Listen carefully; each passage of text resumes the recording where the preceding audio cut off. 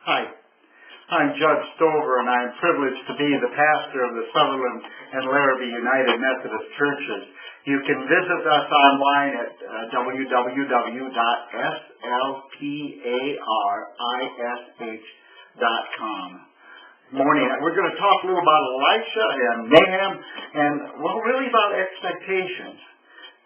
Quick background: Nahum's a great military leader, a really pretty good one as far as they go for being an occupier. But he's got leprosy. He's done many great things, but he's troubled by this hideous and serious skin disease. And he hears that there's a holy man of God named Elijah, who could probably cure him. So he sets off with a huge entourage. He's got his soldiers, his bodyguards with him, everything you would need. It would look like a huge caravan. Well, he pulls up in front of Elisha's house and sends his messenger, saying, Nahum's here and he wants to see you, man of God type introduction. And Elisha hardly bothers to look away from what he's doing, but sends his own aide outside to say to Nahum, go to that dirty old river and dip yourself in it 7 times and you'll be cured. And this really infuriates Nahum. This was not his expectation. He even says right there, it's in 2 Kings, he says, I expected him to come out to me and to place his hands over the leprosy and call on the name of God to cure me. And here he's doing this. He's insulting me. It's just not what I expected. And he goes to leave. He's very, very furious. And as he's going, he's getting counseled by some of his lesser leaders, his other officers, saying, now, Nahum, if Elisha would have asked you to do some great thing, you would have done it, wouldn't you? And Nahum says, well, yeah. And they said, well, why not at least do what this man of God says? And so he goes and dips himself and he's cured. But it points out something that so many of us do. I mean, we all have expectations. Some are good. We kind of build our lives around our little goals, our little expectations. I expected to be making this video. You expected to be doing something tomorrow. Expectations we place on ourselves, no problem.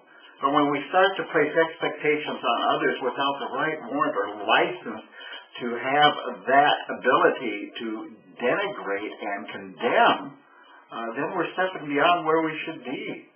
I mean, you can expect an action of someone, but if they aren't capable of fulfilling it, are you to feel betrayed and angry at them simply because they didn't fulfill your expectations? And we carry that further. We know we do it. We get upset with the little expectations that don't go our way.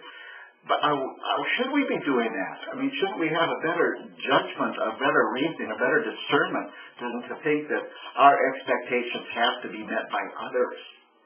Because that carries over then to God and what we expect of God. I'll tell you a little parenthetical. There's one of the saddest web pages I've seen, and it just brings me down, is the one about ex-Christians. Stories and stories of kids, and I'm taking it they're younger than 40. I just get that feeling that have turned away from Christianity because it didn't. Well, there's a lot of different stories. They weren't bitter.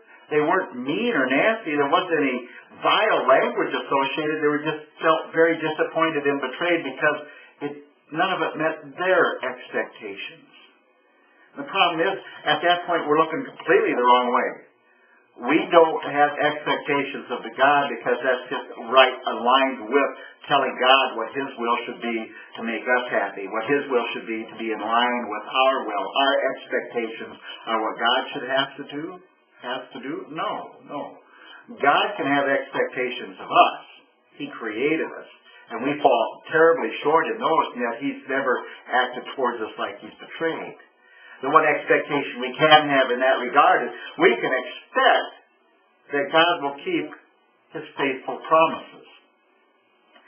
We don't always know what those are. We don't know how He will work through those with us. But He will keep His promises. And the biggest one is that if we follow and are obedient and true and loyal and righteous in our love for each other, that we get to spend eternity with Him through His Son, who He promised to with us. Stretch here because it's such an encompassing promise, who came to die to save, for the forgiveness of sins and to bring us to salvation. Those are the huge promises. That's what he promised.